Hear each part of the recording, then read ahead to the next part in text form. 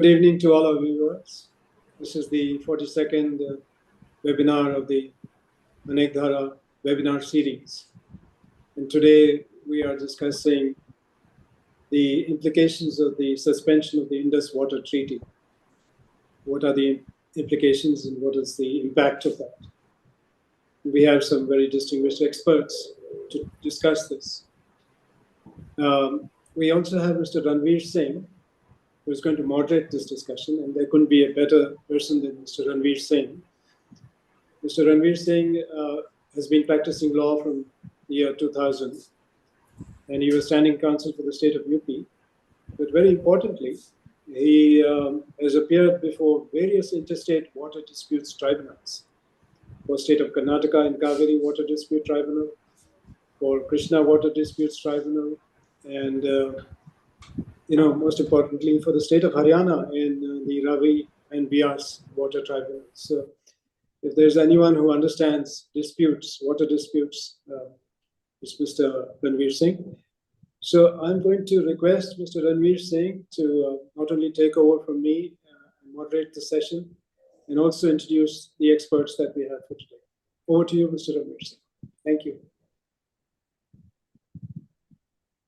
Okay, thank you so much, Anekdhara and its members. It is one could not think of a better thing to do on a Sunday evening than to discuss water dispute and treaties, international treaties.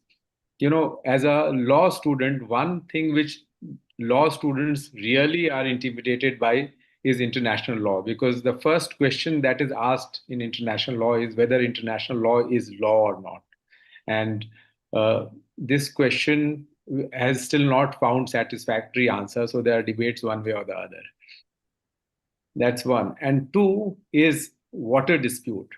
Now, as a lawyer, I have been doing water disputes since last 23 years, and I've had the privilege of doing almost all water disputes that have arisen before a water disputes tribunal since last 20 years. I have represented one side or the other in an interstate river water dispute. So when I have a junior joining me in my chamber, the first test that I put that junior through is to give him or her the file, the brief. Lawyers call it brief, although it is hardly a brief because the water dispute briefs they run into 5,000 pages. So, but we hand over the brief to the junior, and if that junior can sustain that brief for 1 month, then he's taken in. If he can't, he goes out, he or she goes out. So most junior actually go away.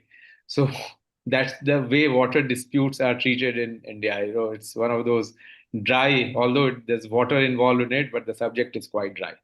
Now, coming to the topic of the evening, it is we are going to discuss the suspension of Indus Water Treaty by India and its impact and implication.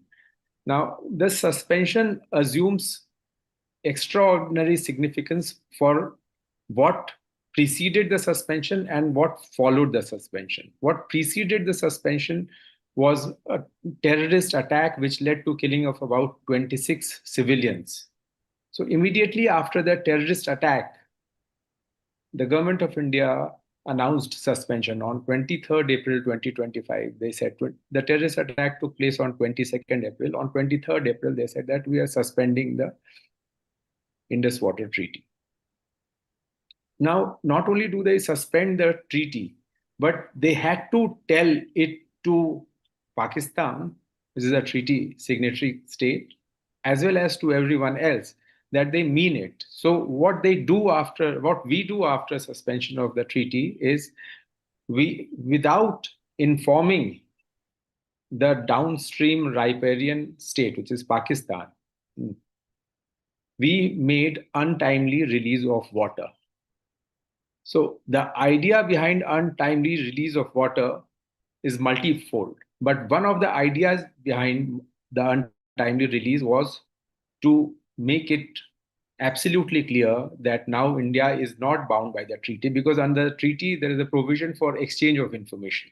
So if you are making any release, you have to inform the other side through the commissioner. There's a provision for Indus Water Commissioner. So you pass the information, and that so that the lower riparians, which is Pakistan, is ready for the release. So India does not do that, and it releases a certain quantum of water. It is said that we released about 0.9 MF of water, which is quite substantial.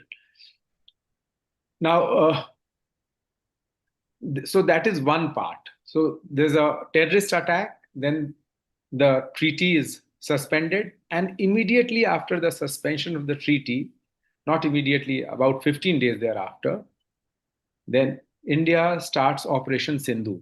So there are three things now. Now, our suspension of treaty is sandwiched between two uh, incidents. One is attack by the terrorists, and second is Operation Sindhu.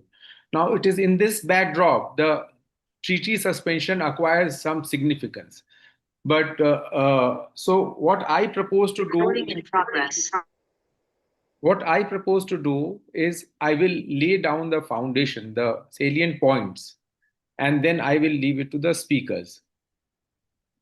And we have two very eminent speakers. We have Himanshu Thakkar and we have Professor Dan Haines, who will speak on the specific area.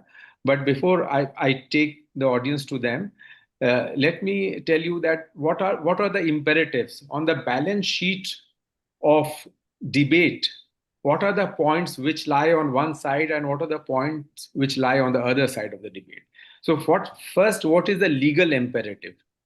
I'll quickly touch upon the three. One is the legal imperative, one is the ground reality, and third is the moral imperative.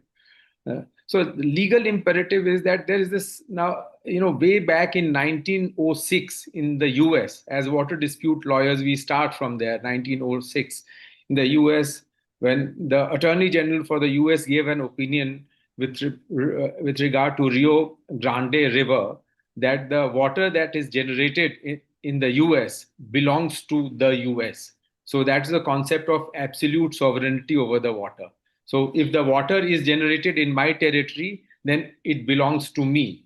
And they were diverting water. They started to divert water, and then Mexico complained and said that because of your diversion, my existing utilization is being affected. And in that context, the Attorney General gave an opinion. Now, just about 10-15 years later, in 1922, US Supreme Court itself said that that's not a correct opinion. And gradually, the law developed around the use of water, of non-navigational use of water in an international river, as to what we now call it equitable apportionment of the water. So this whole concept of if the water is generated in my territory, belongs to me, is now debunked in jurisprudence, in international jurisprudence. And now the same thing when we came in India also, when the dispute started, all the upper riparian states start with this argument that since the water is generated in my territory, in my catchment, so the water belongs to me. And this approach has been frowned upon, has been debunked by the Indian Supreme Court also. Indian Supreme Court also, from 1991 onwards, they have been saying that this is not the correct way for apportionment of water. Apportionment of water has to be done on equitable basis. But when we talk about equitable apportionment, we always say that agreement precedes equity. So if there is an agreement, then the courts do not get into equity or the equitable apportionment, because the parties have decided to apportion the shares between themselves in a manner which they thought that it best suit their interest. So agreement basically supersedes equity. So that is that. So in our context, there was this Indus Water Treaty. And Indus Water Treaty there's a little bit of background, of course, that after the partition, what happened was that basically the Indus Valley got divided by a political line.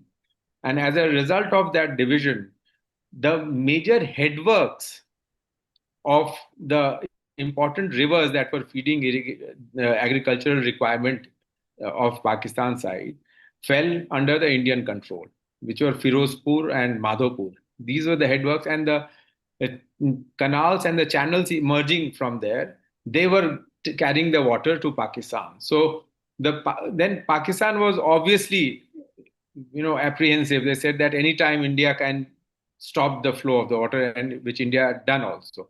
So uh, then the matter went for negotiation. World Bank stepped in, and on 9 September 1960, India and Pakistan signed the Indus Water Treaty.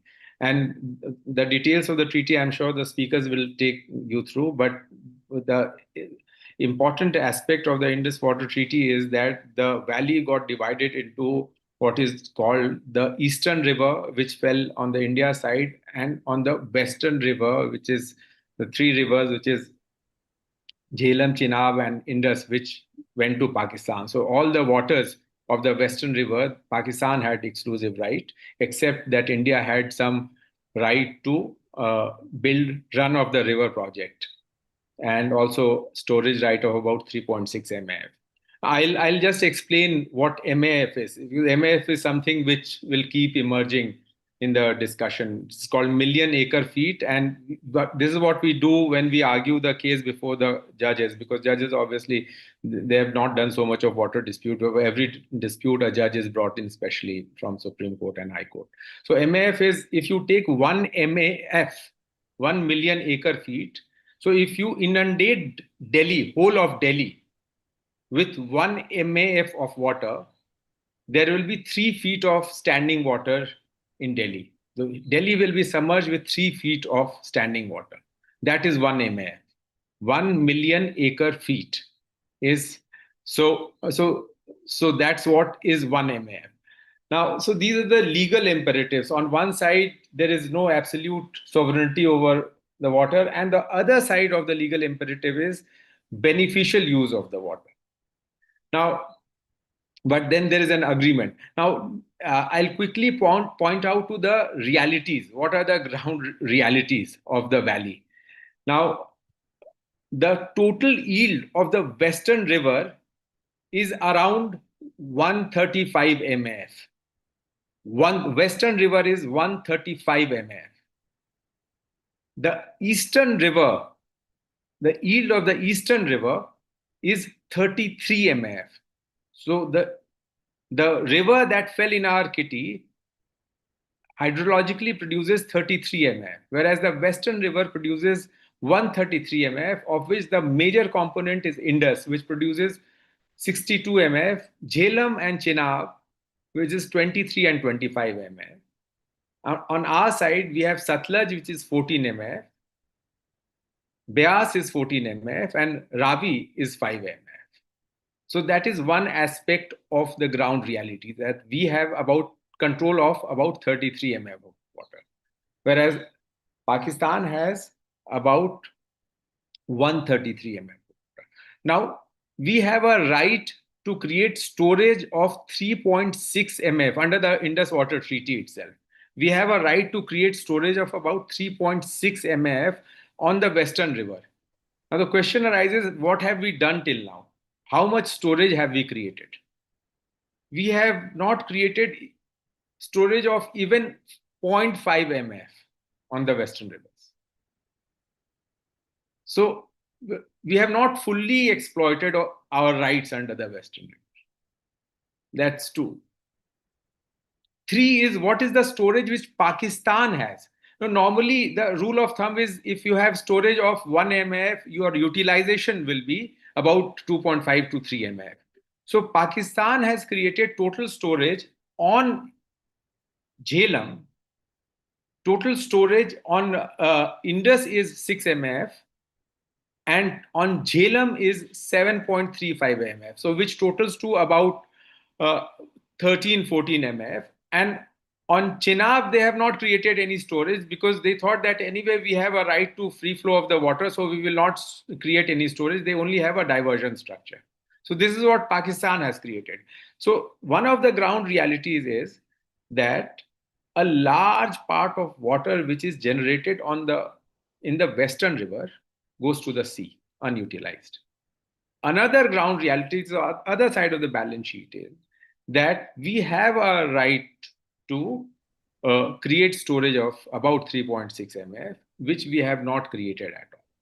The third aspect with regard to ground reality is that under the Indus Water Treaty, in last 10 years or so, Pakistan has, one would say, obstructed development of project which India rightfully was trying to do uh, by taking objection under the provisions of Indus Water Treaty, by taking the matter to the International Court of Arbitration, or by getting a neutral arbitrator appointed for Kishan Ganga and Baglehar project. So once there is an objection, then the project gets delayed. In some case, in Kishan Ganga, it got delayed by more than 10 years. So that's, and there's a perception that the objection is not a merited objection. And as a matter of fact, in both the cases, Pakistan lost the case and India was allowed to develop the project. So that is another aspect, that Pakistan has been misusing its rights. On one side, they are not fully utilizing the water. Anyway, they cannot. On the other side, when India tries to create a project, then Pakistan makes objection. Now, quickly, when there's another aspect on ground reality. So far as India is concerned, Haryana and Punjab have been fighting for water that came to India under the Indus Water Treaty.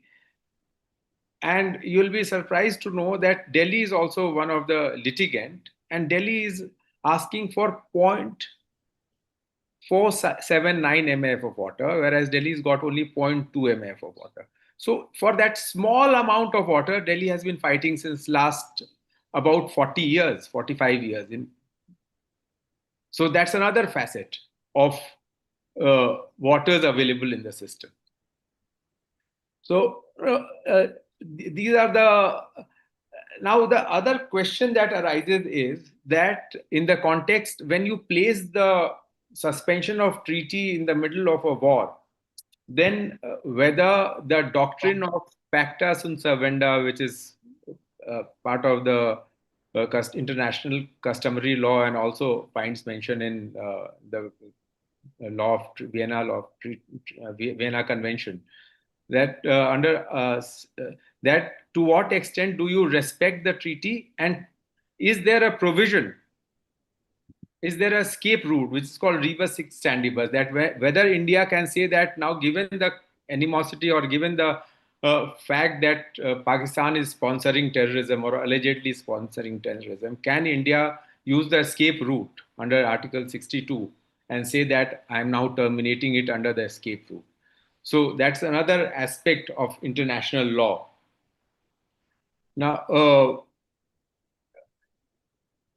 there are also certain international ILA regulation which actually controls the use of water. There is a Helsinki rule which says that between two countries, there is a particular manner in which you have to use the water in order to maintain the cordiality and amity. And then there is this whole concept of cooperative internationalism comes in sharing of water. So that is another aspect.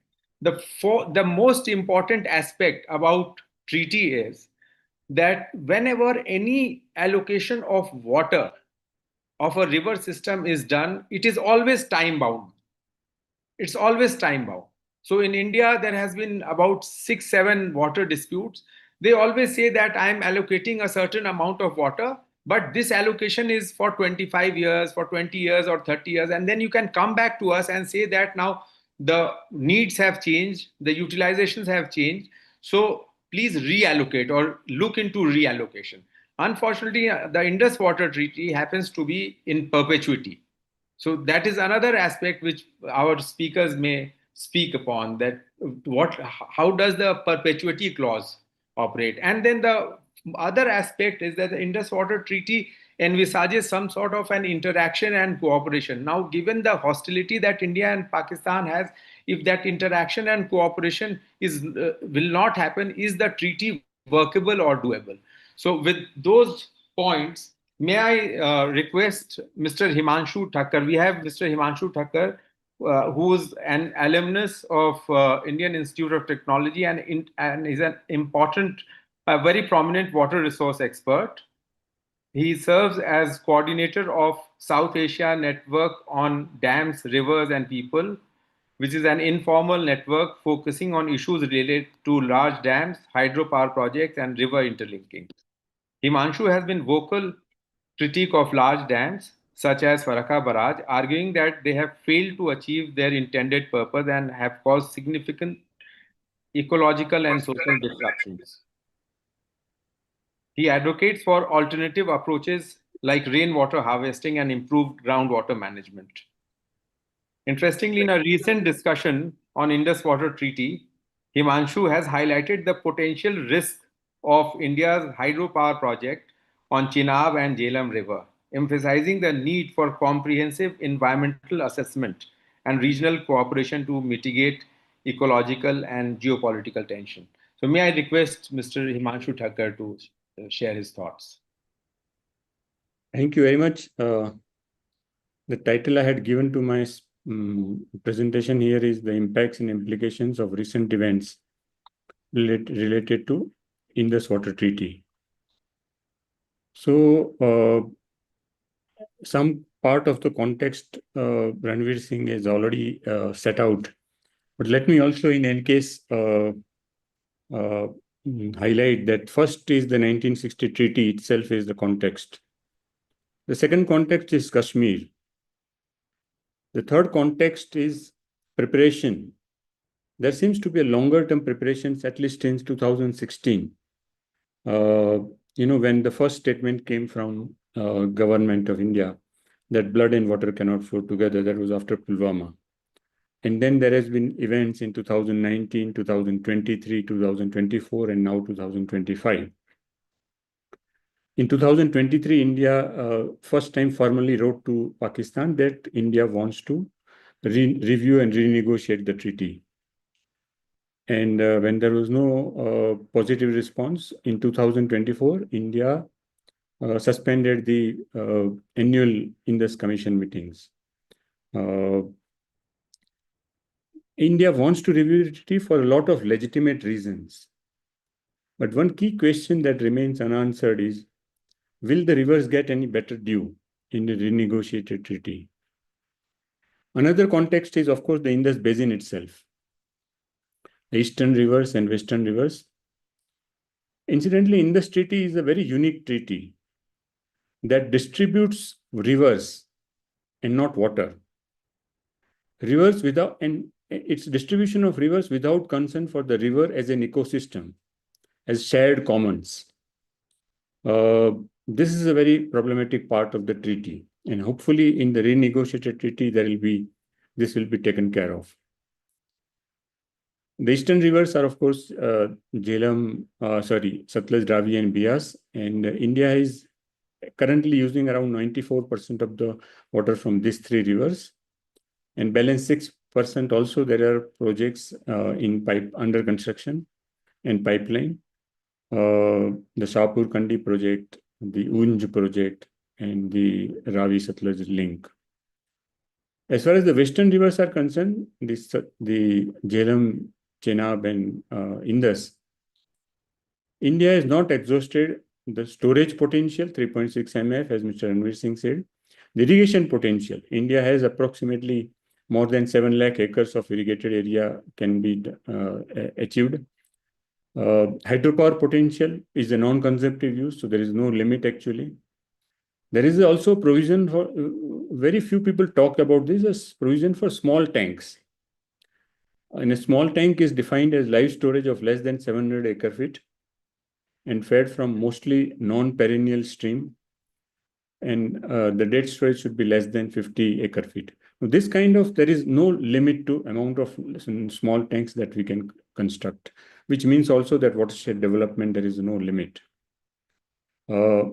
So there are a number of non-consumptive use limits which we have not exhausted, nor the consumptive use limits in the western rivers. The second, another key context is the inherent vulnerabilities of the whole area. This is a very part of the Himalayan region, a very young mountain, very fragile geology, highly erosion prone, highly flood prone, highly flash flood prone. with huge, one of the highest seismic activity. And the news context is set by the climate change, changing snowfall and rainfall pattern, melting glaciers, the increasing threat of gulf. Incidentally, there is another key factor which is very important here. The amount of snow melt contribution to the rivers. Incidentally, for the as far as the western rivers are concerned, the amount of snow melt contribution is very high compared to the eastern rivers. Similarly, the glacial melting is higher in eastern rivers compared to western rivers. There is a differential glacial melting. There is also differential changes in rainfall and snowfall. And another key aspect of the context is the development projects that is going on, and the kind of including the major infrastructure interventions and the kind of environmental disaster-related impacts that these interventions have. So these are very important. All of these are very important contexts, and some of them are never under discussion or into consideration. It seems to be never under consideration. As far as the practical implications of abeyance or suspension of the treaty is concerned, firstly, it's a very gray area. In the treaty, there is no provision for such unilateral suspension or abeyance. There is not even an exit clause, as Mr. Ranvir Singh said. There is some discussion about, is the Vienna Treaty relevant here because of the changing circumstances that India has argued about? Because India is not ratified the Vienna Treaty, but there are other ifs and buts here. We can discuss this in more detail. Possibly Mr. Ranvir Singh can throw light on this. Another thing is that whatever plans that Indian government has post-abeyance is very little in public domain. So we are mostly, doing guessing games based on whatever information is available and whatever we know about the context in the treaty. So in terms of time scale, in the immediate and short term, the implication is that firstly, India can stop sharing hydrological information, which is very important for the downstream country. India can also stop sharing project-related information, which is necessary for approval under the Indus Waters Treaty. Stop permanent Indus Commission meetings, which has already happened since 2022. There has been no meeting. India can now stop asking for approvals of the projects and go ahead with them. There is also something called silt flushing. So each of these hydropower projects has storage, significant storage in terms of millions, several millions cubic meters. And they also collect a lot of silt across the year because the water mostly flows to the hydropower turbines from higher elevation behind the reservoir. And from the silt gets stored in the lower reservoir. And this needs to be flushed out because otherwise it will reduce the storage capacity of the projects and in turn reduce its effectiveness. But the treaty allows silt flushing, but only in August.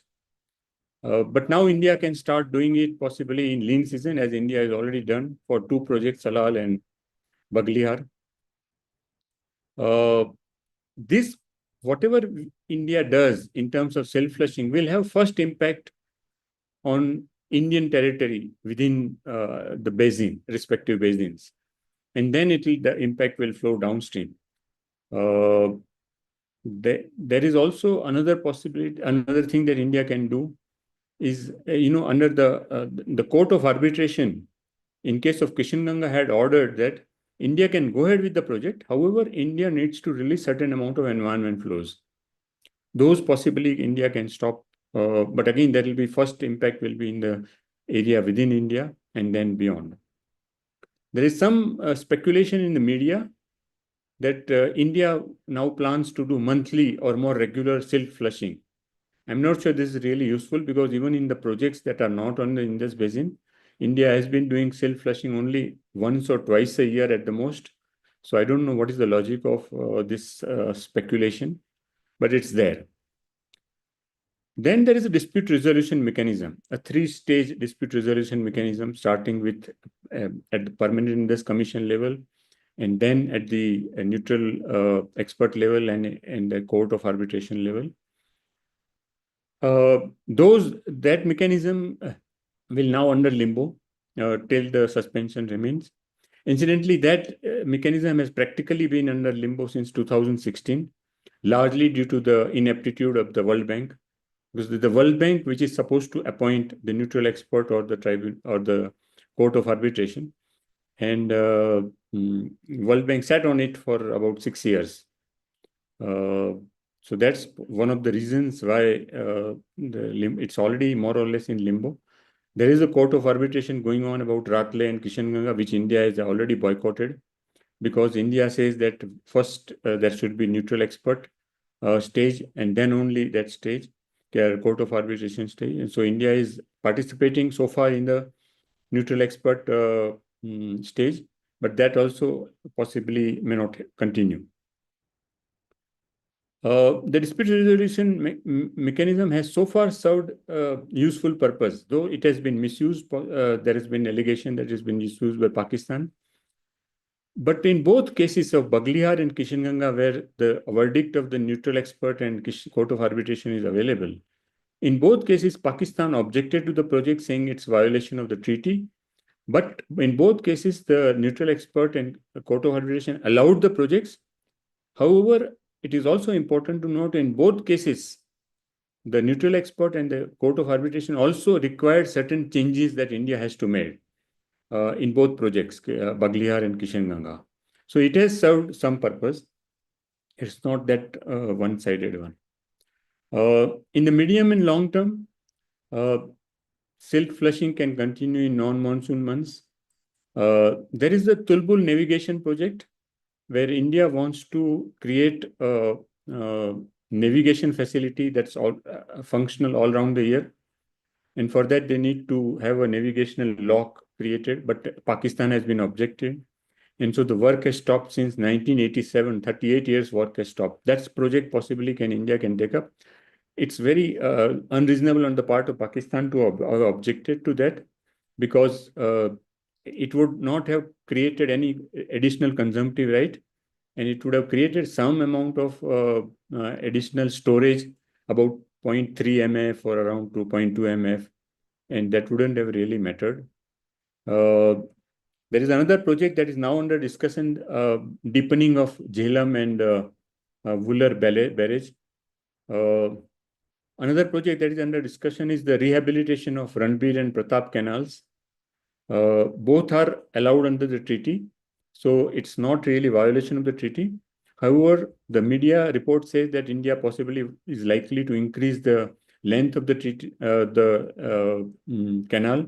Again, that may still be allowed, because what is key is that the quantum of water that India uses, and that's specified in the treaty, 1,000 cusecs in flood season and 350 cusecs in non-flood season for Ranvir Canal, and Pratap Canal 400 and 100 cusecs. So that should not be exceeded. If it is not exceeded, then India is not violating. The treaty also allows additional irrigation of approximately 70,000 acres in Indus Basin for 4 lakh acres in Jhelum Basin and 2,25,000 acres in Chenab Basin, which has not been exhausted. That can also, India can possibly take up some projects under it. India can expedite the under construction projects. I'll give a list of the projects later on. India can also push some of the planned projects without waiting for IWT approval.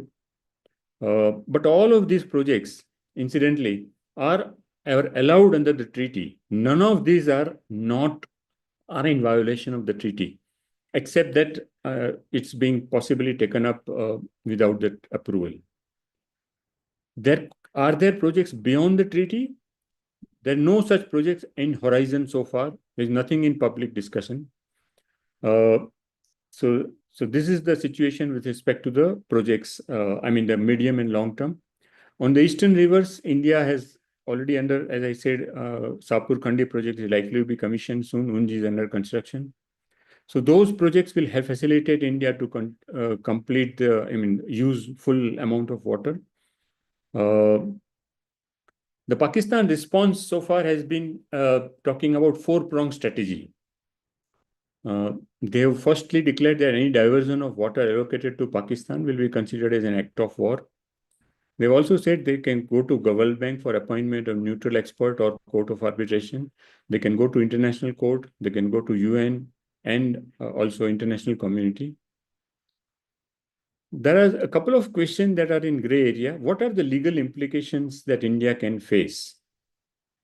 Does the unilateral abeyance free India from the legal requirements of the treaty? India may declare that we are suspending the treaty, but does it free India from the responsibilities or duties under the treaty?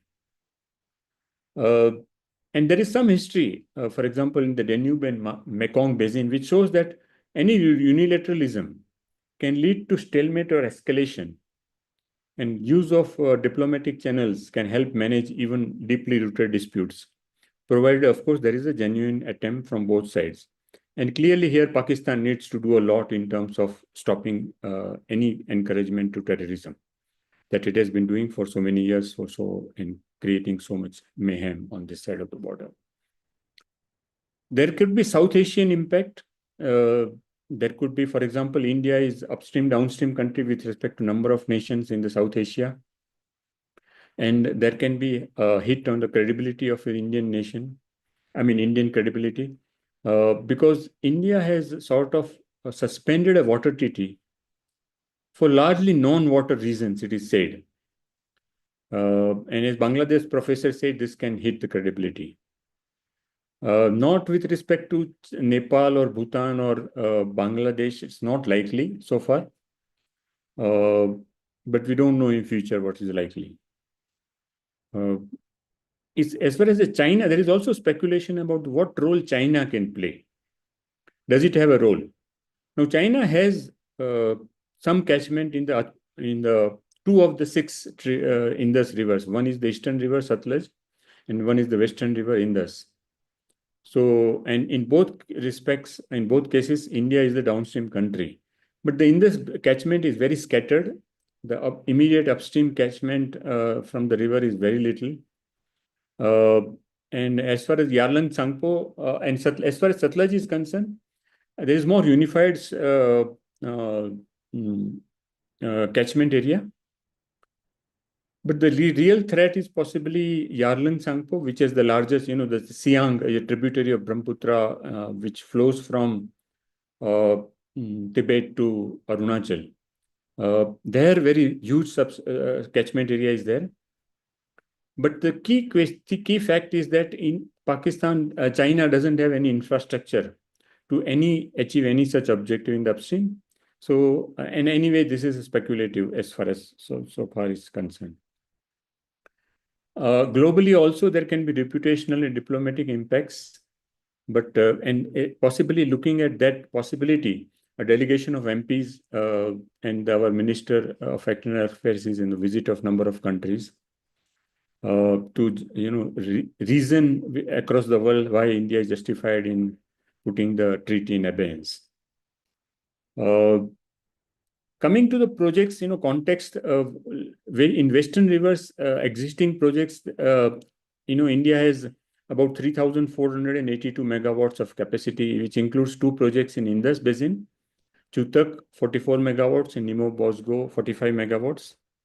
In Jhelum Basin, there are more projects, Seva 2, 120 megawatts, Uri 1, 480 megawatts, Uri 2, 240 megawatts, Lower Jhelum 105 megawatts, Upper Sindh 105 megawatts, and Kishanganga on a tributary of Jhelum 330 megawatts.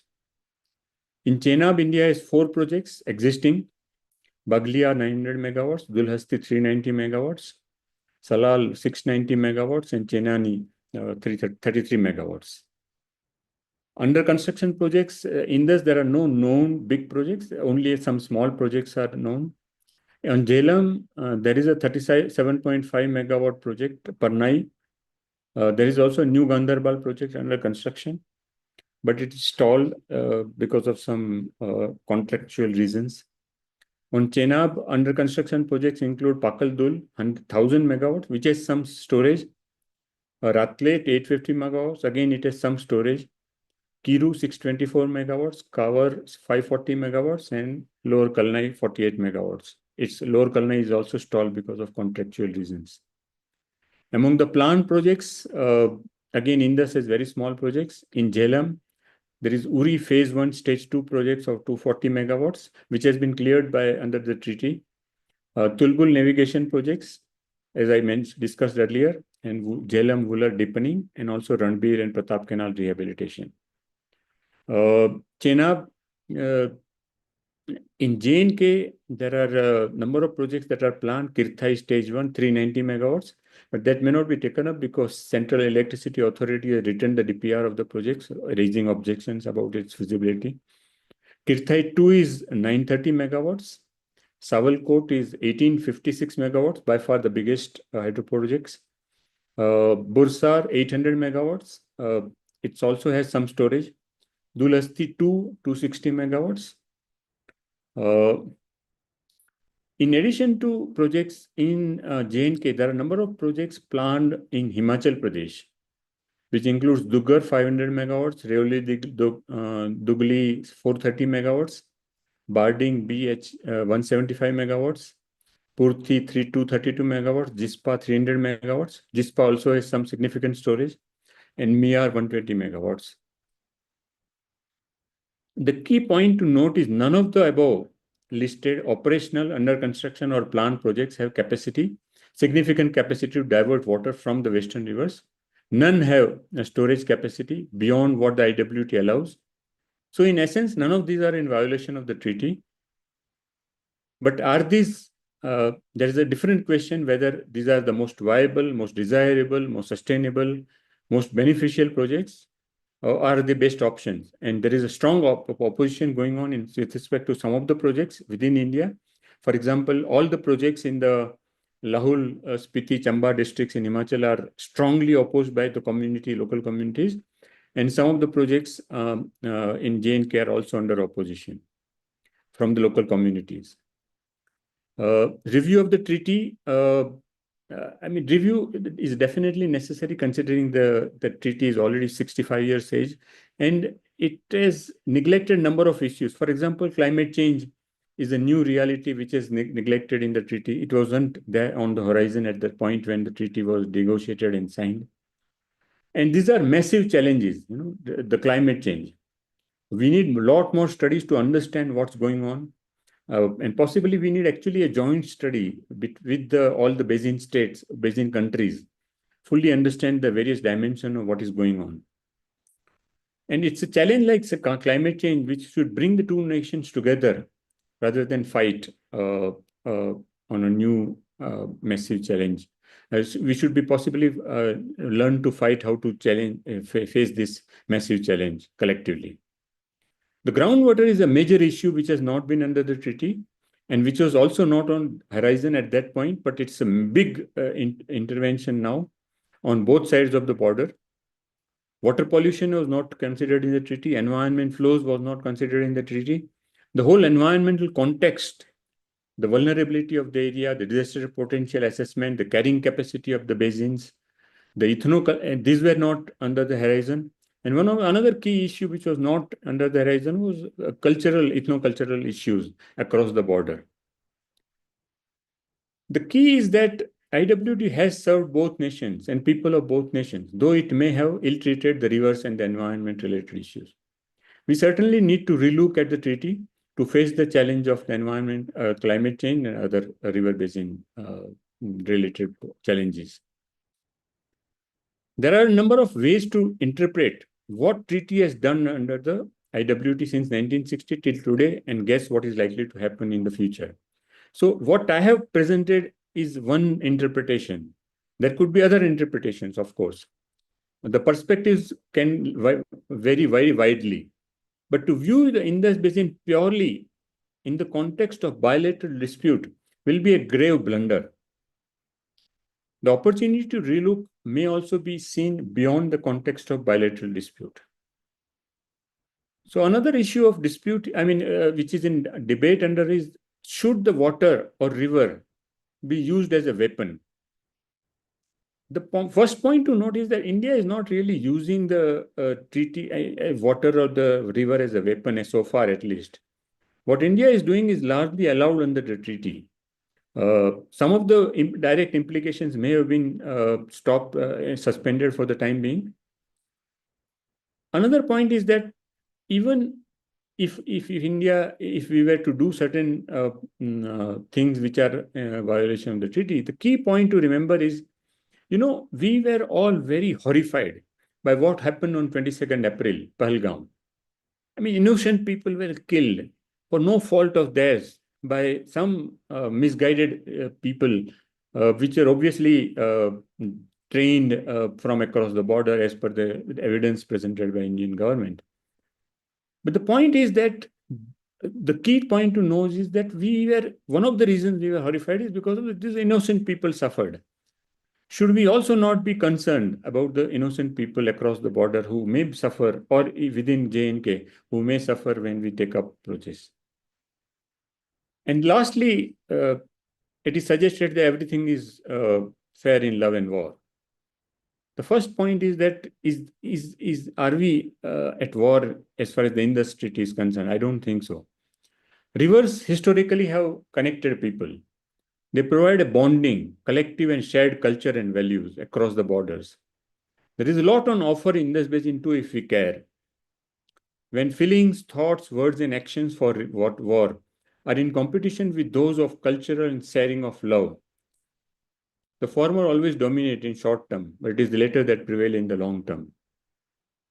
Let us hope short term does not destroy the possibilities of long term, and this phase is passed off very quickly. I am just reminded of Justice K. Kanan, a former retired judge of Punjab and Haryana High Court, who said, in war, not all may be fair. Our most celebrated war, the Mahabharat war, also had rules. And in love and peace, he continued, some things must remain sacred. Thank you.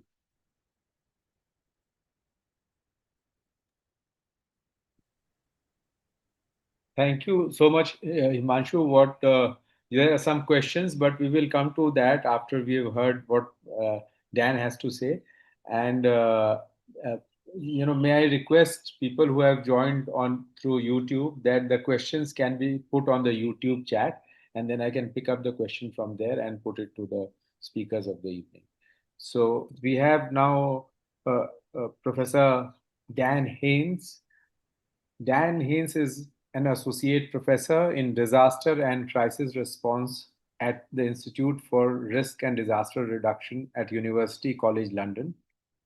His academic expertise lies in environmental history with a particular focus on natural hazards, environmental politics, and international relations in South Asia, especially India, Pakistan, and Nepal, and Bhutan. Haines' research delves into historical and political dimensions of natural disasters, such as earthquake and floods, and their impacts on colonial and post-colonial governance. He's authored 2 notable books, which personally I am looking forward to read. One is Building the Empire, Building the Nation, and second is Rivers Divided. So over to Dan. Thank you very much, Mr. Singh, for the kind introduction, to the whole Anekdhara team for inviting me to speak, and to all of you for listening. I will take a moment to share my presentation. And while I'm at it, I will also apologize in advance that my Wi-Fi is a little patchy, and it may drop out. If so, please bear with me, and I'll be back as quickly as I can. So Himanshu Thakkar has given us a really insightful understanding of some of the nitty-gritty issues that underlie the current difficulties that have caused the Indus Waters Treaty to go into abeyance. What I would like to do in my roughly 15 to 20 minutes is take a step back and think about the politics of the treaty at a more macro level.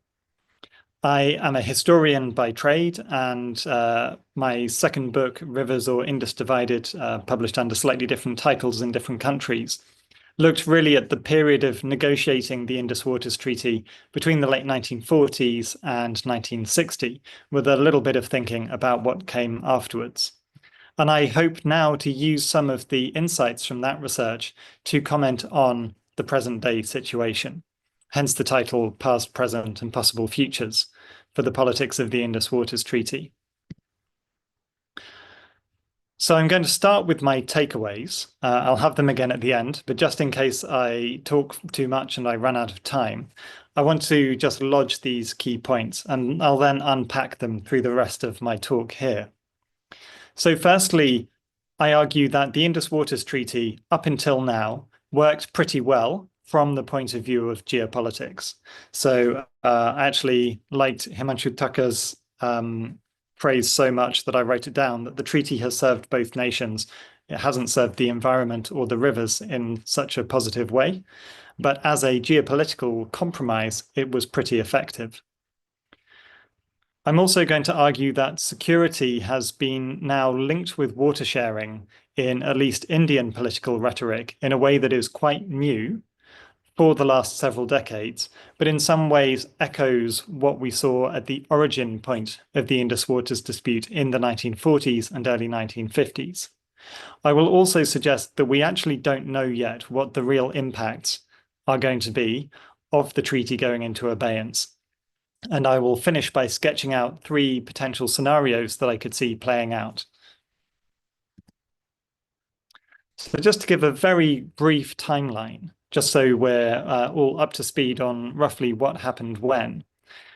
What we now know as the Indus Waters Treaty had its roots in 1948, when, as Mr. Singh pointed out, a dispute arose over the waters of just a couple of canals in partitioned Punjab, in which the headworks, so the control points where the canals came off the rivers, were left in Indian territory by the Radcliffe Line, the partition boundary, and some or all of the irrigated land was in what became Pakistani Punjab. That led to some not very fruitful negotiations, firstly between East and West Punjab, and later between the government of India and the government of Pakistan.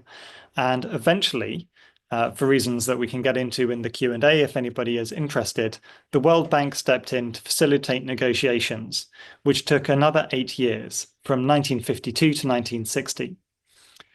And the story of the negotiations is long and complicated, but one thing is really important, which is that in 1954, because the Indian and Pakistani delegations could not get anywhere close to an agreement about what to do with the river waters, the World Bank itself proposed the idea of splitting the Western and Eastern rivers, as we now call them.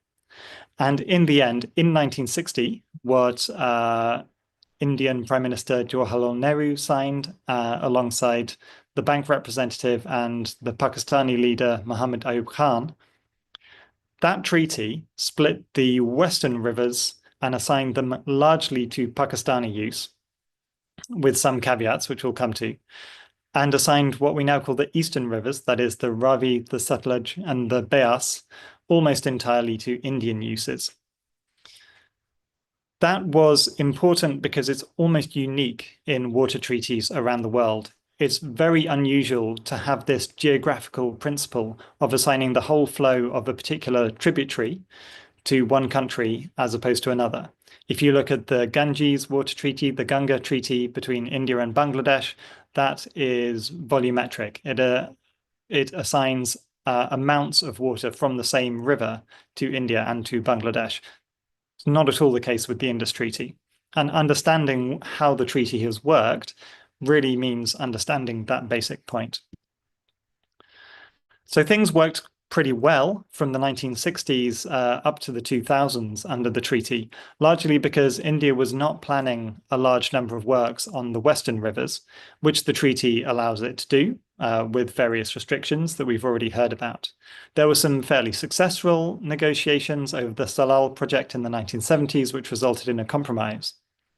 And things began to get more tense in the 2000s. So we've already heard a bit about the neutral expert considering the Baglihar project in the mid-2000s, the Court of Arbitration considering the Kishan-Ganga project in the early 2010s.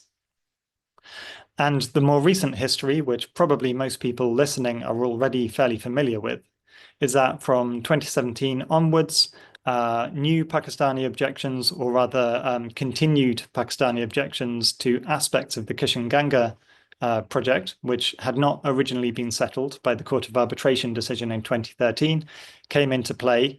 The parallel resolution processes kicked off, and in 2023, India first called for a renegotiation of parts of the Indus Waters Treaty, which Pakistan refused to do. And most recently, as we know, the Indus Waters Treaty was put into abeyance by the government of India within the last few weeks. Now, in a moment, I'm going to argue that the situation we see now is quite similar to the way the Indus Waters dispute looked like before the treaty was signed.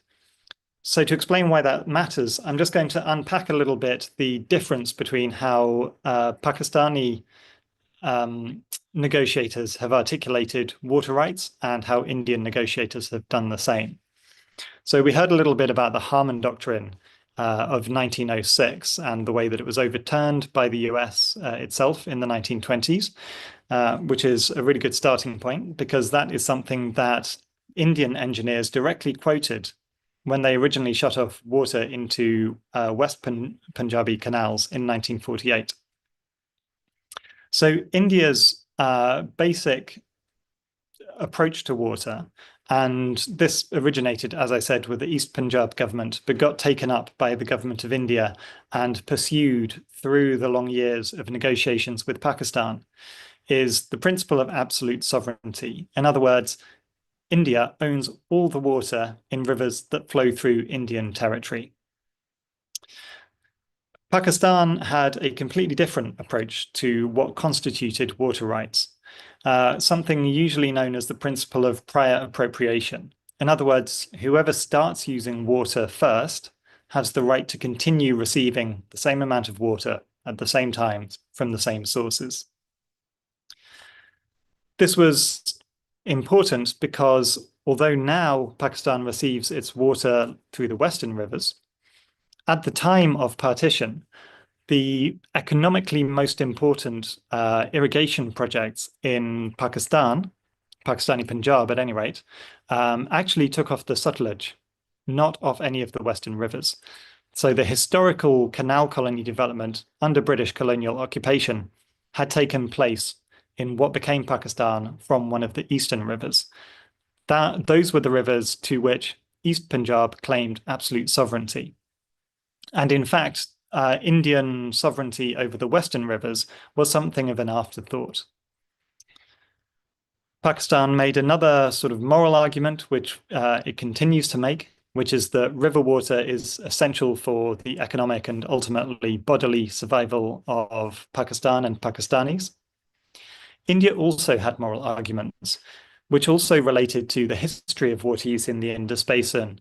Specifically, that the East Punjab government argued that because it hosted many refugees who had moved from Pakistan to Indian Punjab because of partition, that those refugees themselves or their ancestors had moved to Western Punjab to develop canal colonies under the British.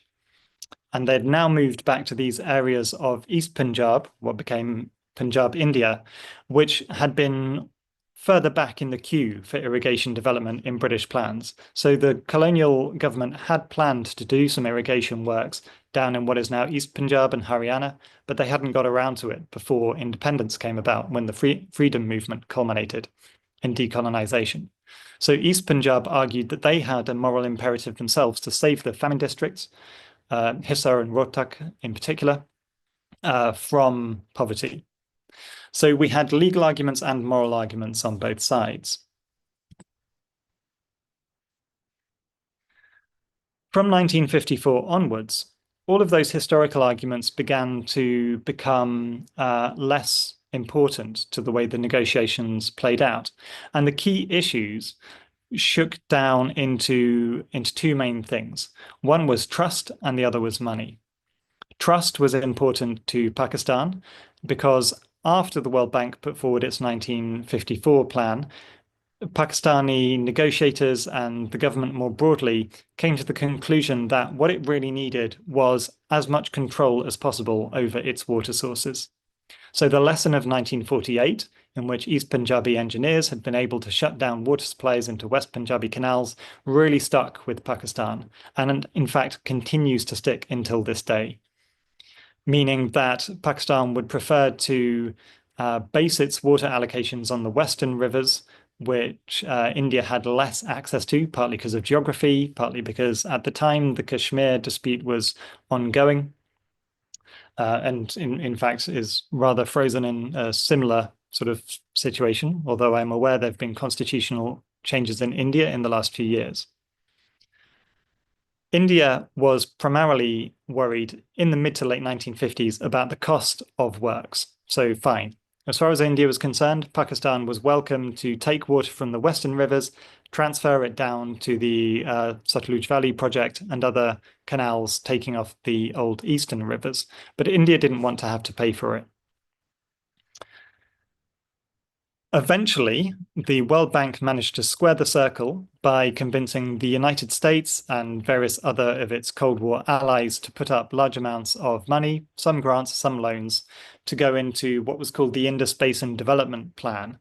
Now, this is a largely forgotten aspect of the treaty, but was really important to convincing the Pakistani government to accept the partition of the rivers, which is that this new development finance would pay for 8 massive link canals to transfer waters from the western rivers to the old eastern river channels in Pakistan, as well as for some new works, new storage and hydroelectric power generation. And so that really was what shaped the treaty as it was signed in 1960. The several decades after that, where I mentioned that things were rumbling along without too much trouble, was really a case of operating with fairly limited trust. And to the extent that the Indus Waters Treaty has been successful or was successful, I'm not sure if we should talk about it in the present or past tense at this point, a lot of the success of the treaty has been that it reduced to the bare minimum the need for trust between India and Pakistan. What trust was necessary relating to data sharing and scrutiny of plans for new Indian projects on the western rivers was routinized, put into the Permanent Indus Commission, in which Pakistan and India each would nominate a commissioner who was a bureaucrat. And the Permanent Indus Commission largely continued its work separately from politics. And until very recently, the PIC continued to meet through wars, through all kinds of crises between India and Pakistan. Basically right up until COVID, they continued to keep their scheduled meetings. Some of those meetings were suspended due to COVID. And more recently, the Indian government, as we heard, has suspended some of those meetings. But up to that point, it was the routinization that making this extremely emotive, very fraught subject kind of boring was the seeds of a lot of the success of the Indus Treaty.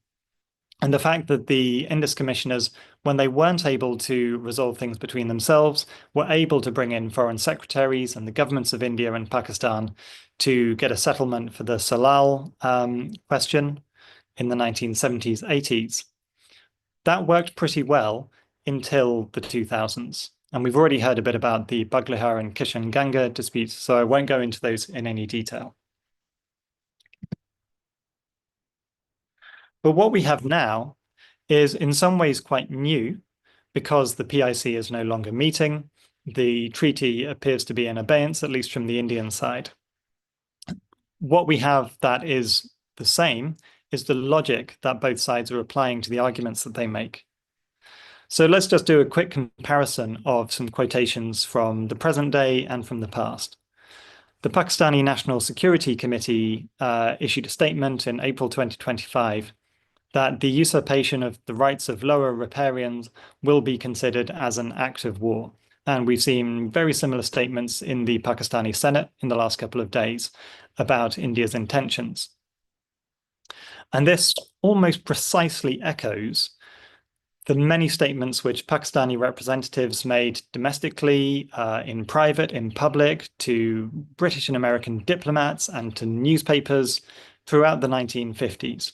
So I've just taken one random example, not quite random, but just one example from my book, in which there are many, that the Chief Minister of West Pakistan in 1958 argued that any interruption of water supplies in Pakistan would be nothing short of an act of war against the country. Similarly, on the Indian side, Prime Minister Modi has made several statements about water over the past decade or so. But just to pick up on the most recent one, because I think it really illustrates the position of that the Indian government is speaking to now, is that India's water will be stopped for India's interests. This is part of a longer quotation, of course. But the key point here is that Prime Minister Modi is articulating the same argument about water rights, which the government of India articulated through the 1950s. That is the principle of absolute sovereignty. And just to show that this is a direct echo of historical sources, I have this Ministry of External Affairs statement from 1949 that East Punjab's natural resources had been unfairly diverted to foreign territory, that is to say, Pakistan. In other words, really articulating that argument that sovereignty over water only applies within the boundaries of a country.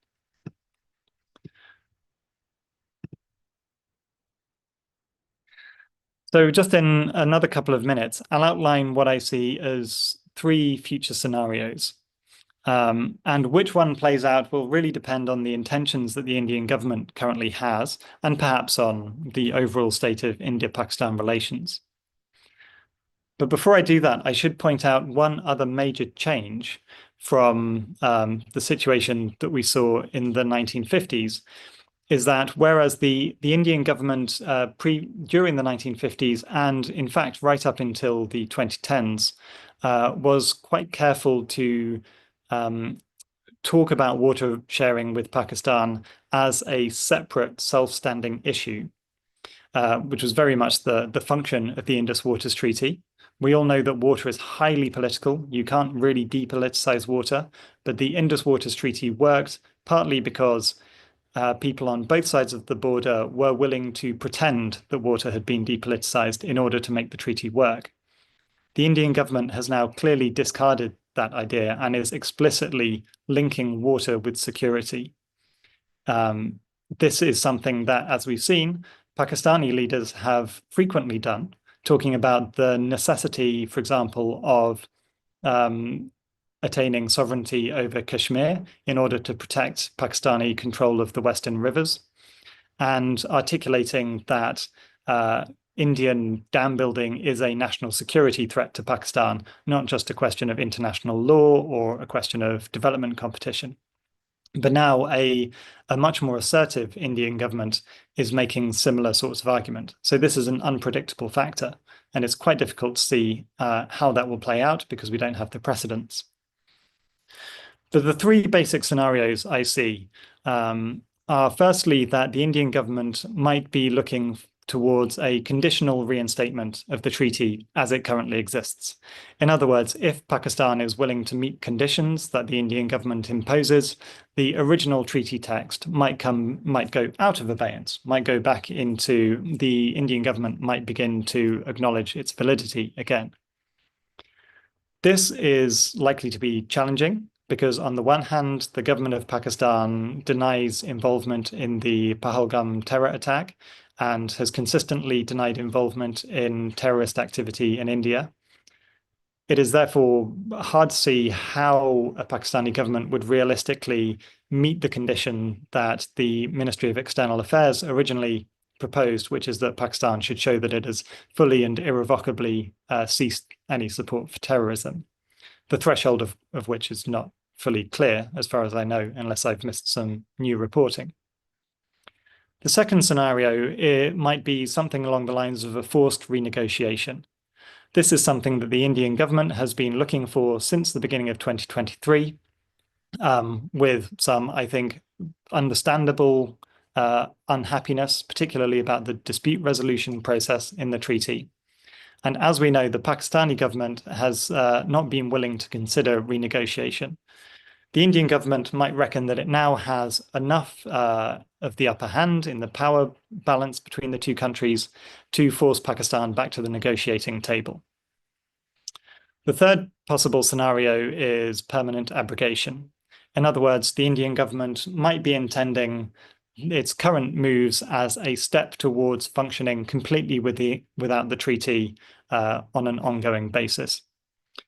This, I would suggest, is relatively unlikely because the Indus Waters Treaty has been useful to India.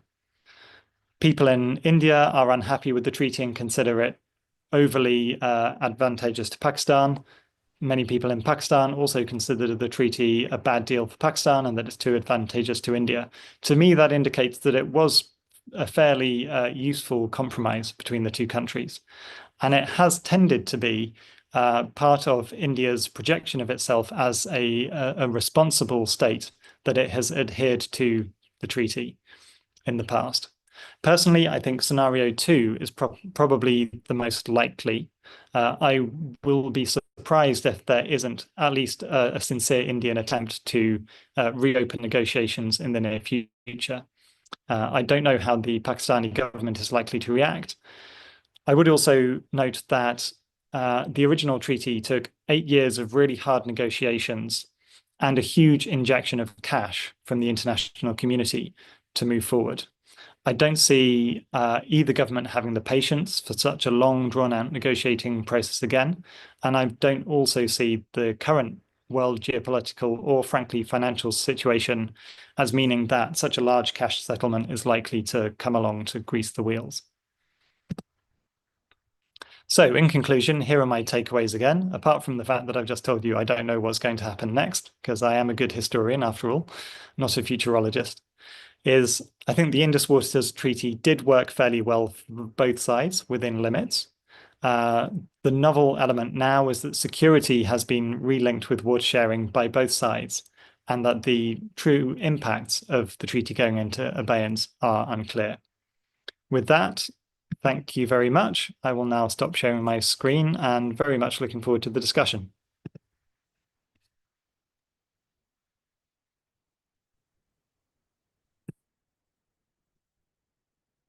Yeah, so thank you so much. And before I do a small summary of the talk which is done right now, there are some questions. And most of the questions have been answered in the course of discussion, but there are some questions which I feel I'll put it out, and in my judgment, if I feel that Himanshu should answer, I'll put it to Himanshu, or if I feel Dance has to answer, I'll put it to Dance. So Dance, this is to you. Do you think that the initial arrangement of distribution of river between India and Pakistan was equitable?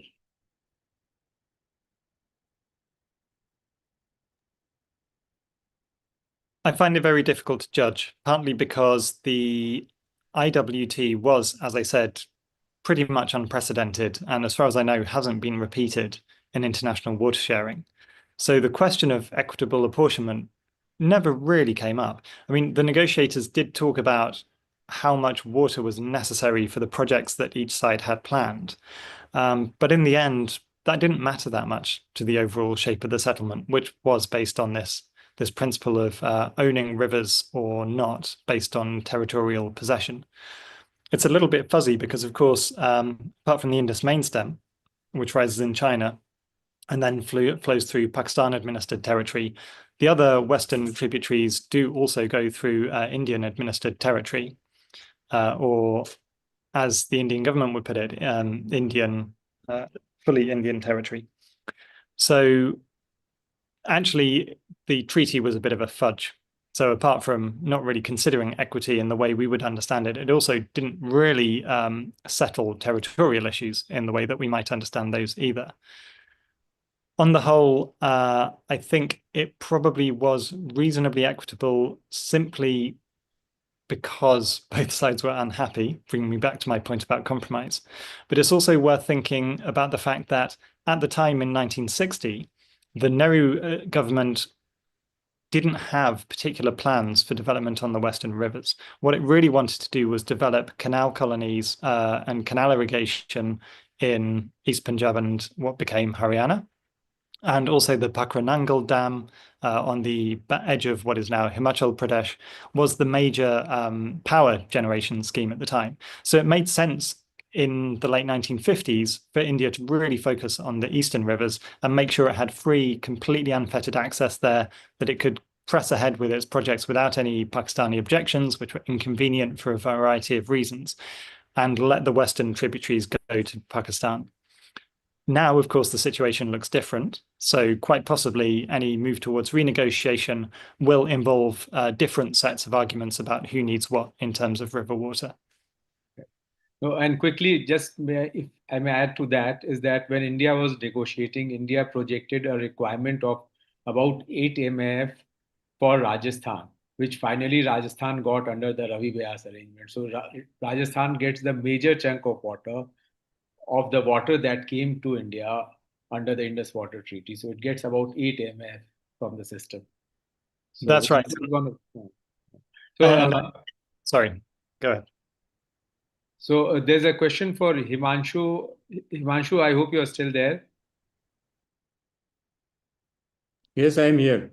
So Himanshu, we have a question from one of our listeners, and he is saying that can China use the same approach and stop Brahmaputra coming waters? And two, in conjunction with that, whether Pakistan can damage the dam, and if India is intending to revoke the IWT, as a counter action or a counter blast. So I mean, if these two are, of course, one I can quickly add is damaging the dam will mean causing damage to itself, because the amount of water that will flow down to Pakistan will they'll also have to suffer the brunt. But we would like to hear from you. So as far as China is concerned, as I said, China doesn't have the infrastructure as of now to either store the water or divert the water of the Brahmaputra, the Siang, Yarlung Tsangpo, as it is called in Tibet. And nor there is one project that is under discussion for a long time, just possibly been approved recently in 2020, but there's no work started as on that yet. That is only hydropower project. It's a non-consumptive use of project. It is world's largest hydropower projects, but it is not the world's largest storage projects. And it can't substantial storage. It won't have substantial storage to stop water and then release it. So that's unlikely as of now. There is another project that has also been under speculation, that China wants to divert the water of Yarlung Tsangpo to northern China. That is not been approved, not designed, or this thing. And if that project comes, then there is a possibility that China can divert water. And then, but even then, see, I mean, one has to understand that it can't dry up Brahmaputra. The amount of water that the China can divert, even if it diverts all the water of the Yarlung Tsangpo, will be 15% of the Brahmaputra flow when it leaves India. So 85% of the water will still remain in the basin. As far as the second part of the question is concerned, you are right. It will be inflicting pain on themselves if they do that. And secondly, there will be consequences of that. So I don't see they're doing, but as of now, there is no such project in horizon to divert water away from the Western River. So there is no such project in horizon in India at all. In fact, during the recent hostility, one of the news which started, floating around is that there was an attempt made on the Theen Dam. But, and this, I don't know how far it was true, but for 2 days, people ran the story, at least in the water dispute group that we are part of. So, these are the thoughts which come to people's minds. There was also an allegation from Pakistan that India had attacked the Neelam Jhelum hydropower project. So that media has been repeating still till today. There is no evidence about that anyway. Yeah. Now, quickly, I may just put another 2 questions. I'll put them together. One is that since Pakistan derives about 80% of its water requirement, agricultural water requirement, from the Indus system. So this suspension, what they want to know is whether the suspension will impact their agriculture, number one. And number two is that how does hydrological sharing of the data helps management of floods and droughts? You want me to answer? Yeah, this is for Yeah. you. So exactly. So I mean, as far as the first part is concerned, what was the question? First part? That how will the suspension of treaty Suspension impact affect. Yeah, agriculture? right. So as far as suspension, see, as of now, if we were to create a project and implement a project and divert the water of the Western River away from Western rivers, then there will be some impact in the downstream. As of now, there is no such project on horizon. Even if all the projects that are under construction are completed, all the projects that are planned as of now are completed, even then, it won't be sufficient for reducing the water flow into Pakistan, because those are largely non-consumptive uses of this thing, water. So there is no immediate impact. There could be change in flow pattern, like what happened during the Salar Bagliar flushing. There was no flow for a certain period. Then there was a lot of flow with silt in the initial period. So that kind of changes flow pattern can happen. Because Pakistan has the storage capacity in Jhelum and Indus, it won't affect those basins. In Chenab, they don't have, but they have Marala barrage downstream, 15 kilometers downstream from the border. That can help absorb some amount of the change, but not full amount of the change. Yeah. So there, at that time when the Salal and Bagliar water was regulated, there was speculation in Pakistan media that there could be reduction. Oh, we've lost him. I think Dan wants to supplement on the agriculture issue. Dan, would you like to supplement? Yes, thank you. Particularly while Mr. Thakkar is just rejoining. He has rejoined, so just let him finish, then we'll come to you. Certainly.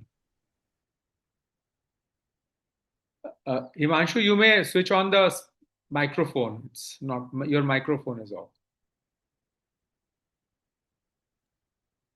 Yeah, now you can hear me? Yeah. So where did it go off? Can you tell me? So that I don't have to repeat the whole thing. No, you were saying that flushing of the silt.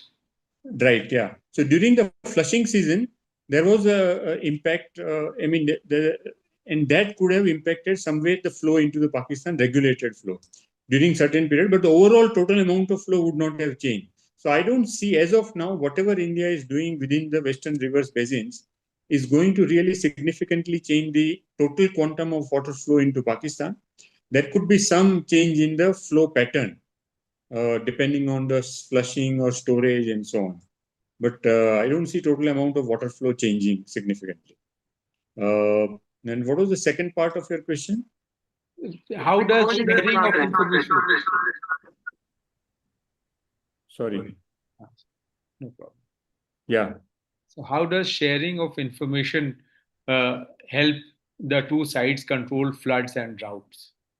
Well, it's very important to know what is going to be the flow forecast from the upstream to particularly manage both streams of floods and drought. And so, just a minute. I think both are on. No, that's off. Yeah. So, I think that's really helpful in managing floods and drought, and also ensuring that the water storage, managing the water storage in the basin that they have, or in case of Chenab, water diversion into the respective canals. So if the forecast from the upstream is that the water is going to reduce, then they can, reduce the water flow into certain area, prioritize the water use. Or if there's going to be flood from the upstream area, they can release water in advance, so that there is, the higher flow from the upstream can be absorbed by the storages. So there can be different ways it can be majorly useful. Also, one can warn the people along, risk zone before the water reaches the storages. So number of ways it can help alert the people and alert the dam authorities and change the waterman regulation. Yeah. And in fact, there is something called rule curve, which Yes. is used for management of water. So how much water is coming in and how much water is being let out. With that rule curve, the management of the water is more efficient. You can not only use the water more efficiently, but you can also release the water so that if there is an episode of flood, that can be absorbed by the dam. So this is a technical part of management of dam. Every dam has a rule curve. Right. And it's supposed to operate according to the rule curve, and to follow, if the dam operators need to follow the rule curve, they need that information from the upstream. Correct. Dan, you wanted to supplement on agricultural part. Yes, thank you. I was just going to make a couple of points. One is that although I'm not a hydrologist and I don't have exact figures, quite a large proportion of the water flows in the Indus system in Pakistan come from within Pakistani territory anyway. So snowmelt and to a lesser extent rainfall over territory that Pakistan controls. The second was going to be that... Dan, can you say what percentage of the flow comes from within the area of Pakistan? I haven't managed to verify this, but I've seen experts on the physical geography side writing 80 to 90%, 80 to 90%, which is a very high proportion. I mean, collectively of all Nico three has done a project. Japan has done a project where they have studied the contribution of Pakistan catchment in the flow. That's very interesting. Yeah, that's very interesting figure. Yeah. Thank you. And Nico, we'll look up that Japanese study because I've been trying to answer this question definitively for myself for a while. The other point to note is that in Punjab, which is in terms of population and economy and agriculture, the powerhouse of Pakistan, I should know the figure, but I believe it's at least 50% of irrigation water comes from groundwater, not from canals at all. So not from surface water taking off the Indus system rivers, but from tube wells. And I don't know the figures for Indian Punjab. I understand that in Indian Punjab, there's also a large number of tube wells, mainly brought in during the Green Revolution and afterwards. It's more than 50% here in Punjab. Okay. So the management of the transboundary aquifer is a whole separate question, which we haven't got into, which, as far as I know, neither government has really addressed bilaterally. But all of this is to say that Pakistan is not 100% dependent on water that flows from India by any means in terms of sustaining its agriculture. Now, in the short term, there are things that India can do to disrupt water management in Pakistan. Probably not during the monsoon, but flushing reservoirs in the dry season could interfere perhaps with Pakistani water supplies, which might hurt the rabi crop in certain areas, the winter crop. And of course, you could disrupt the operation of Pakistani hydroelectric power schemes like the Mangla Dam, potentially. But larger scale, if there were to be diversionary works planned or major storage works, which, as Himanshu ji has said, are not currently on the cards in India, but if those were to be developed, it would take years for them to come into effect. So there's still more than enough time for the two governments to reach some sort of new settlement. Now, Dan, there's another one for you, where whether the suspension is symbolic or whether it will actually have some direct and immediate impact. I think it's already had an impact. Going back to what I said about trust and how important both the public and decision makers in Pakistan feel that water security is to put it bluntly, national survival. I think even the symbolic impact of saying that the treaty is going into abeyance, the first time that India has ever done this, it's completely unprecedented in the long and difficult history of India-Pakistan relations. That itself has a political impact. In terms of the physical impact, as I've just explained, that it's hard to tell quite how bad they will be, how widespread they would be. And we also don't know, I certainly don't know, if anyone on the call does, please inform me. We don't know quite what the Indian government is intending to do even in the short term, let alone the medium and longer terms. But yeah, channeling international relations colleagues, so I would say that symbolic and real impacts are one and the same. That's good. But is there any impact already physically? Not that I've picked up on. Okay. Except that when there was an unannounced release, so that amounts to an impact, because if you do not announce and make a release, then the downstream people are not ready for a sudden flush of water. So that Right. was one immediate impact. But Right. I thought that the release was not only to actually cause an impact, but also to tell the world at large that now Yeah. I'm not sticking to the treaty obligations. Yeah. I agree with that. So with that, I'm hoping I have covered all the questions which were put in the chat box. And now we are coming to an end to a very, very fruitful and useful discussion. Himanshu, thank you so much for pointing out that a large part of treaty right which India had under the Indus Waters Treaty has still not been exploited.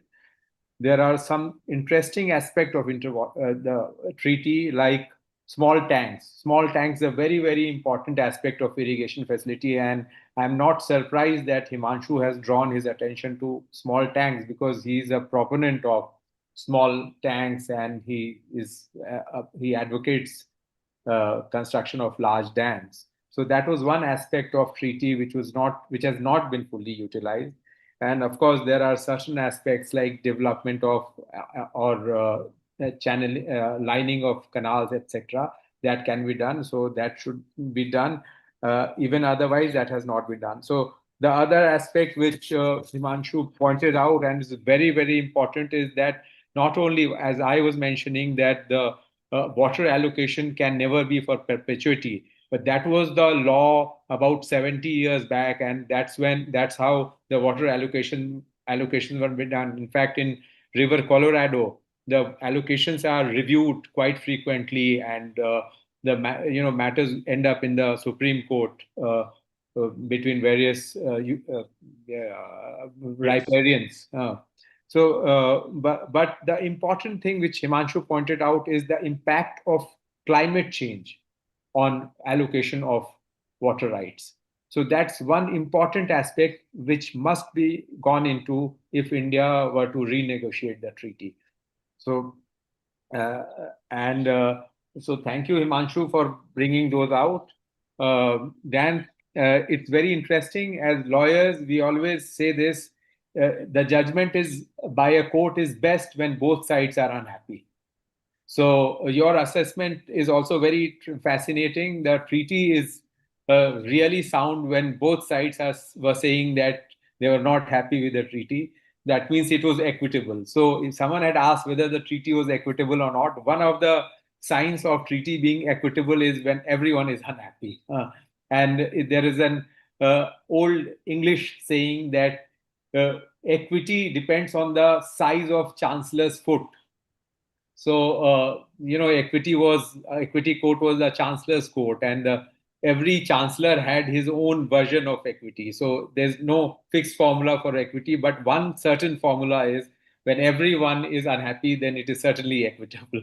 So thank you so much for pointing that out. And thank you for connecting the narrative of 1940s and 2025. How it's very interesting to see that back in the day, we were talking about absolute sovereignty, and today also we are talking in the same language. It's very interesting. I hope the discussion today evening has been able to inform people and also disabuse certain perception about how Indus Water Treaty had been gone into, how it was worked, and what is the way ahead for Government of India and also for Government of Pakistan. Thank you so much, everyone. Ranvir sir, just quickly, can you answer one question about the relevance of Vienna Treaty? for Indian? See, Vienna Treaty, there's Article 26, which talks about pacta sunt servanda, and the escape clause is Article 62, which basically captures the concept of rebus stantibus. Now, there's something called, signing the treaty and ratification. India has not ratified it for the longest time, but then there's also a concept of customary international law. So even if you have not signed and ratified, there is an obligation on the customary principle to stick to the treaty obligation. So one way, as lawyers, we were seeing that what's the way out.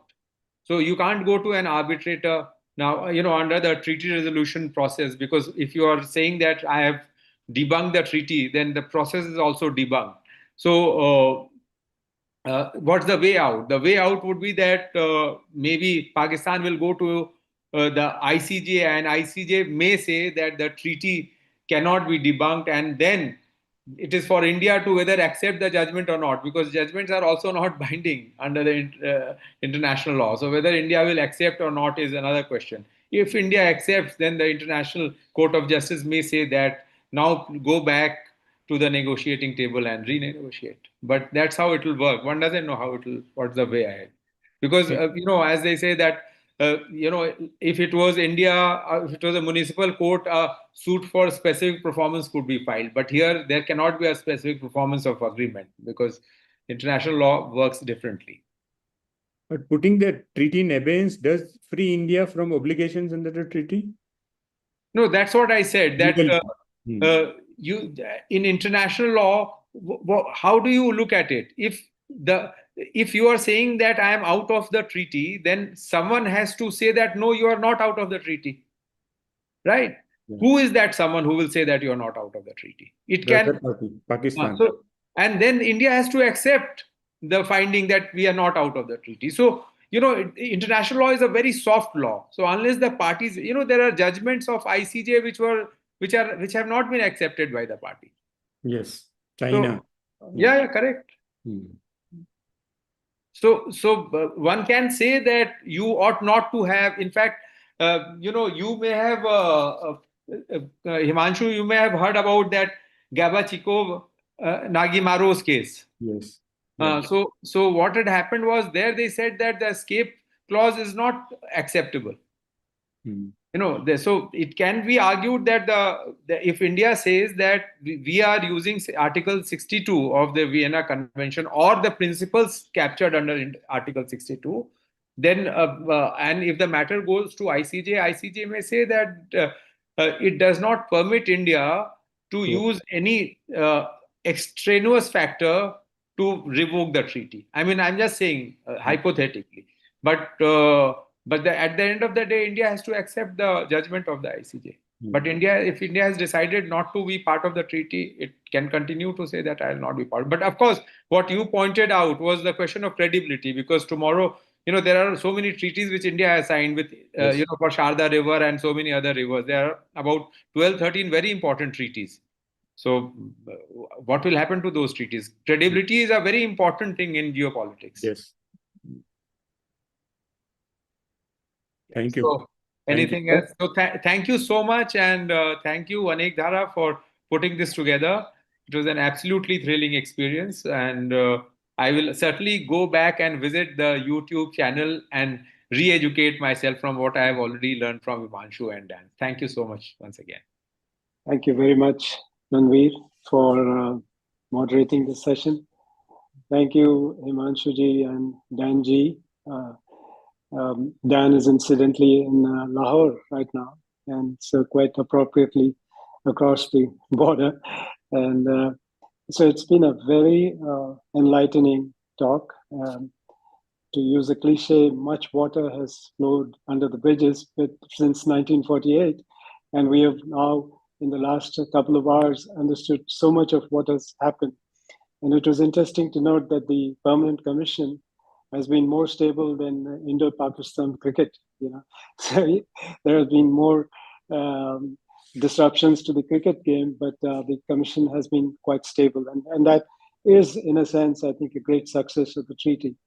But going forward, I really think the from an optimistic point of view, if there is a renegotiation, as Dan says, in all probability there will be, then as Himanshu ji says, let's hope that it is under the framework of climate change. And both countries realize that their bigger enemy, or the war that they need to fight, is against the what the environment can, the damage to the environment. So that would be an ideal kind of situation where renegotiation takes place, and it is with climate change in mind.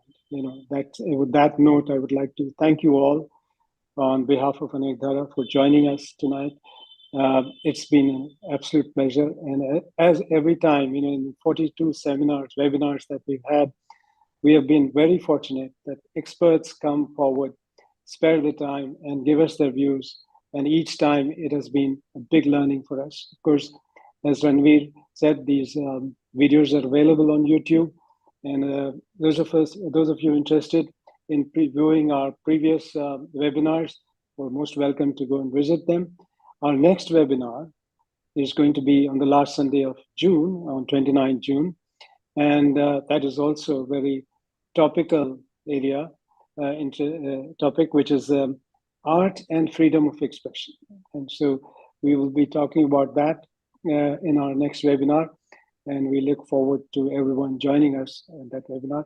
Thank you again, and thank you, Mr. Sadiq, Nayantara for the poster, Sadiq for the IT help, and everyone else in the Anekdhara team. Madhu, of course, who is the guiding spirit in taking all this forward, and Gagarin and Smita, all of the Anekdhara team for making this possible. Thank you once again. Thank you. Thank you.